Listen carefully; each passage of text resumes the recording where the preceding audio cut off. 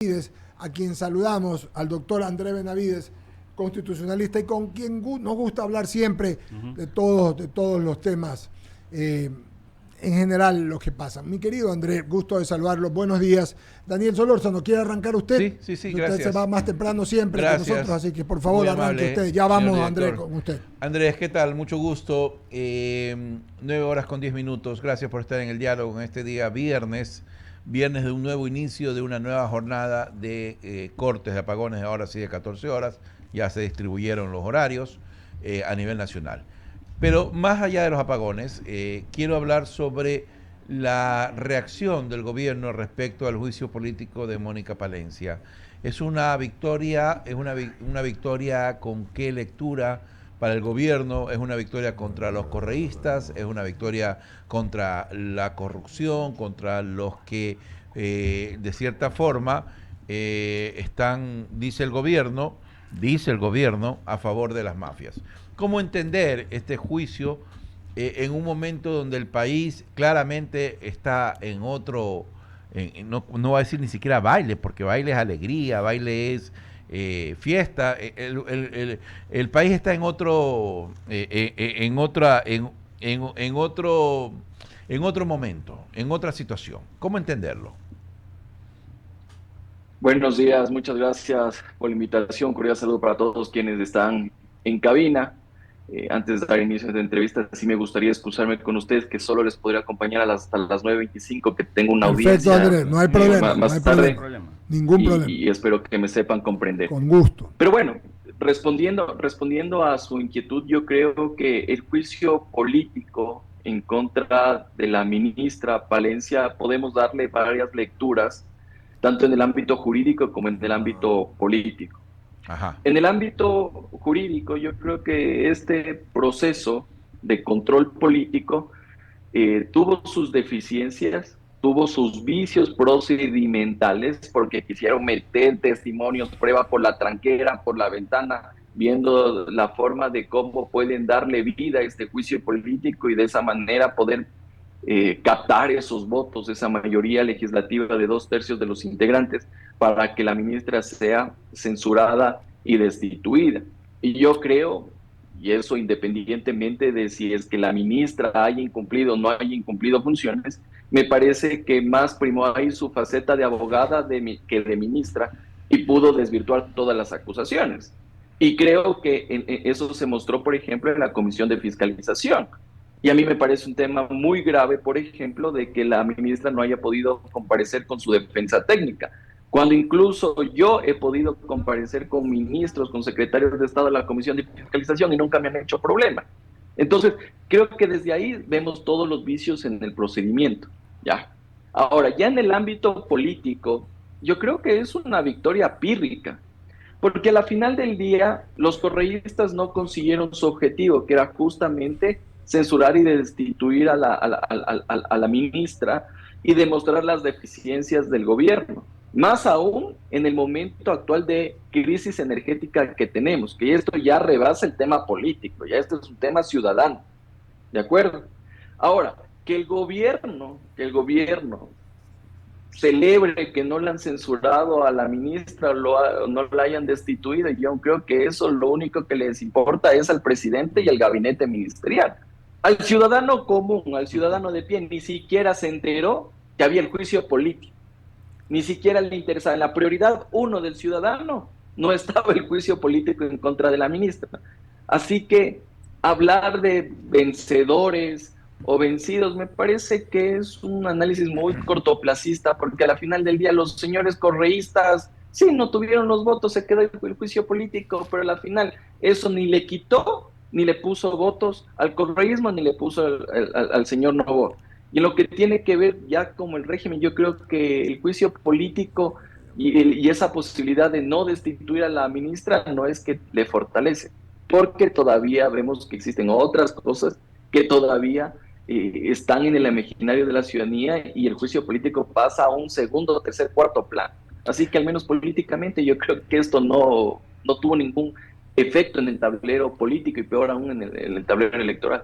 Voy al juicio político, al procedimiento per se. Usted ha establecido o ha dicho una serie de irregularidades. ¿Acaso no hay un procedimiento parlamentario para los juicios políticos, para el desenvolvimiento en la comisión per se? ¿O es simplemente a libre albedrío de la decisión que quiera tomar el presidente de la comisión de cómo se desarrollan los procesos pre-juicio político, es decir, antes de que lleguen a la asamblea, al pleno de la asamblea? Tenemos que recordar que los asambleístas son funcionarios públicos y tú, cuando eres funcionario público, estás sometido a lo que te dispone la Constitución y la ley. No Eso puedes te ir más dice allá el de eso. 226 de la Constitución. ¿Ya? Entonces, todo el procedimiento tú lo tienes reglado en la Ley Orgánica de la Función Legislativa. Tienes reglado desde el momento de cómo se presenta una solicitud de juicio político hasta los días de cómo se debe practicar la prueba, los informes, qué pasa si hay informe, no hay informe. Todo está arreglado. El problema aquí es que nuestros políticos les gusta darse trampolines políticos y jurídicos para hacer decir a la norma cosas que no están reguladas. Y creo que aquí la comisión también se quiso exceder pidiendo prueba que ni siquiera fue anunciada. Y ahí obviamente violentas el debido proceso, porque si tú vas a presentar una prueba que no fue anunciada en la solicitud de juicio político, no la puedes presentar en la sustanciación, porque cuando tú ya vas a defenderte de los cargos y las pruebas que se te están acusando, y no te pueden sorprender con cuestiones que no constan en el acto de proposición, que es la solicitud de juicio Ajá. político. Y de ahí decir que, bueno, no vas a presentar un informe, que el testimonio oficioso del exministro ni sé cuantito. Bueno, por ese lado no puedes hacer esas cosas. Y creo que una de las deficiencias que también tuvo los proponentes del juicio político es que los testigos no les llegaron en lo que tenía que ver con la causal por la irrupción en la embajada de México acá en Quito. Entonces, ni siquiera te llegaron los testigos, entonces, ¿cómo vas a tener prueba? Entonces, vemos que en el trámite como tal, es claro que la solicitud de juicio político y el proceso como tal fue perdiendo fuerza y muestra de aquellos que no existieron los votos en la interpelación. Andrés, permíteme, voy a dar paso al señor director, Andrés Mendoza, me acordé de tu hermano, Eduardo Mendoza, sí, es verdad, Sí, es verdad. querido Andrés, gusto de saludarlo, como le dije antes, buenos días. Algo breve. Yo creo que lo del juicio de la ministra, cada uno tiene su criterio y eso es importante. Yo siempre llamo a la unidad, ¿no? Y no a esta desunidad para salir adelante de todos los problemas. Pero hoy le voy a hacer una pregunta sobre lo que se está tratando en la ley de electricidad, de emergencia, etcétera, con relación al famoso fideicomiso. Mucha gente, el problema es que no entiende lo que es un fideicomiso. Nosotros tenemos aquí una persona que es especialista en eso, en el diálogo todos los jueves, que hacemos un segmento de educación financiera y lo hace el abogado Francisco Nugué, que es el principal de Genera Trust, fiduciaria. Entonces, de su fiduciaria. Entonces, ¿por qué no logro entender? Porque los legisladores, por más grado de uno o de otro de educación que tienen, están ahí adentro y tienen asesores, les pueden explicar.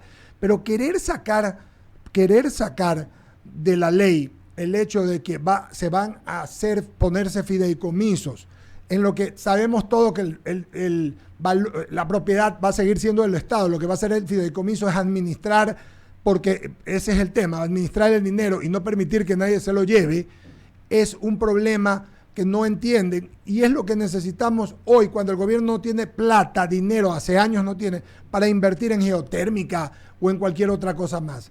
¿Qué les podemos decir a esta gente que no lo entienden, Andrés? Usted que es un constitucionalista y un abogado a la que la gente, igual que nosotros en el periodismo, lo escucha.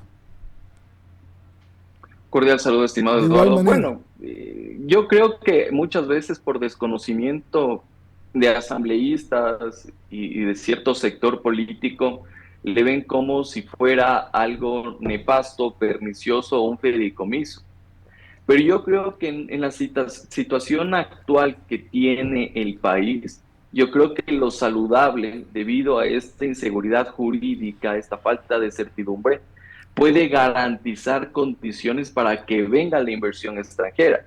Porque en este caso no estás diciendo que el dinero que se va a utilizar para los diversos proyectos de inversión van a estar administrados por el Estado, sino por un fideicomiso que es un tercero, que lo que va a hacer es gestionar esos recursos, rendir cuentas y fiscalizar. Entonces, para que la ciudadanía entienda, el fideicomiso tú lo puedes utilizar tanto en el ámbito privado como en el ámbito público. En el ámbito privado, el ejemplo más sencillo es cuando tú haces una construcción. Tienes el contratista que justamente va a hacer el edificio, tienes el inversor que va a poner el billete, pero tienes un fideicomiso que va a administrar ese billete para que el constructor pueda hacer la obra. Lo mismo pasa aquí. Tú tienes el inversionista extranjero que va a poner el billete y el Estado que va a construir, que va a generar, en este caso, los diferentes proyectos eléctricos que obviamente van a tratar de solventar esta cuestión que estamos viviendo de los racionamientos. Entonces yo creo que de alguna forma le das incluso algo de certeza y seguridad al inversor extranjero y al inversor nacional. Porque lastimosamente, ¿qué es lo que ha pasado? Que tienen la plata y lo destinan para otras cosas como gasto corriente y a la final del día no terminan haciendo lo que el propósito, el objeto de lo que se pretendía ejecutar. Lo toman como que si fuera a privatizar, que es una supina ignorancia, porque lo es así, pero no es nada de privatización. Lo que está diciendo Andrés es un administrador, que lo que no va a permitir, porque está de por medio su nombre y el negocio, es coincidencialmente que salgan rubros que no tienen que salir y va a quitarle poder a un poco de gente para manosearlo e incluso que piden valores hasta para sacar pagos, ¿no? Es la certeza mínima que debe de tener un inversionista, correcto, con su criterio. Andrés, ¿ve posibilidades que con una asamblea como la que tenemos, que no es lo mejor, pueda ordenarse esto? Yo creo que en las condiciones actuales que tenemos, las mayorías son móviles en el legislativo. Y considero que en el momento actual que vive el país, yo creo que la Asamblea Nacional, independientemente del bloque o organización política, tiene que darle soluciones y respuestas al país. Porque aquí no se trata de si es que me cae mal o me cae bien el presidente de la República. Estamos en un momento crítico en el cual las bancadas legislativas y los asambleístas tienen que ponerse del lado del ciudadano y ver las soluciones al problema actual que estamos viviendo. Ahora, si tú quieres actuar en función de la calculadora electoral en mano y ver cómo le golpeas al presidente, lo único que significa es que no has entendido para qué sirve la función pública. Correcto. Tú más bien estás preocupado de las elecciones y de cómo golpear al presidente para que no llegue a la segunda vuelta electoral o no llegue a ser presidente de la República, que en lugar de resolver los problemas del país. Y aquí también yo creo que es importante tomar en cuenta que los asambleístas, en lugar de estar pensando en la reelección de ellos, debería estar pensando en los problemas del país. Y yo creo que también el presidente de la República, en vez de estar empecinado, como lo hizo hace algunos meses antes de que esto reviente, en vez de estar empecinado de la reelección de la señora Abad, hay que tener prioridades. Ahorita la prioridad ya ni siquiera son las elecciones. Así es. Ahorita es el país. El país, el Ecuador. Y eso creo que es el objetivo 01 de todos los funcionarios públicos. Ese es un problema de Estado, ya ni siquiera es del gobierno, es un problema de Estado que tenemos que enfrentarlo. La última pregunta, porque sé que tiene una audiencia, querido amigo, Bolito San Martín. Bolívar. Gracias, Eduardo. Doctor, gracias en todo caso por su tiempo. Rápidamente, yo lo llevo a otro tema. La próxima semana ya ha anunciado la presidenta de la Asamblea Nacional, Viviana Veloz, tratarán el tema de las bases extranjeras en el Ecuador. Recordemos que la Corte Constitucional en todo caso hizo que sea viable, pero y por un tema de pedagogía nada más, esa es mi consulta, doctor, por un tema pedagógico. ¿Cuál es el proceso a seguir? Porque finalmente será la Asamblea quien se pronunciará, o luego de eso entonces se nos consultará a nosotros como ciudadanos, doctor.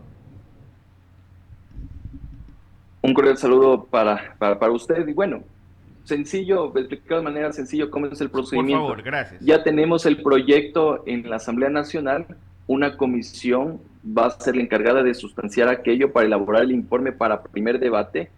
Tiene 60 días para elaborar ese informe. Eso irá al pleno de la Asamblea Nacional, donde los asambleístas discutirán si están a favor o en contra. Eso volverá a esa comisión que tramita esta reforma parcial, elaborará el segundo debate, el informe para el segundo debate, iremos a una sesión de pleno y en esa sesión de pleno el legislativo deberá aprobar o negar esta reforma parcial a la Constitución. ¿Cuántos votos se necesitan para aprobar o negar? Mayoría absoluta, es decir, mitad más uno de los integrantes de la Asamblea Nacional. Si es que se aprobara esta reforma parcial en la Asamblea Nacional, el CNE tiene que convocar en 45 días a un referéndum ratificatorio. Y ahí la ciudadanía tendrá que decirnos si es que está de acuerdo o no está de acuerdo con esta reforma parcial a la Constitución. Doctor, muy claro y entendido. Que tenga un buen día y un buen fin de semana. Buen fin de semana, querido Andrés. Muchas gracias. Muchas gracias por la invitación. Un abrazo. Que estén muy bien. Muy bien. Y abrimos espacio en las menciones publicitarias brevemente para contar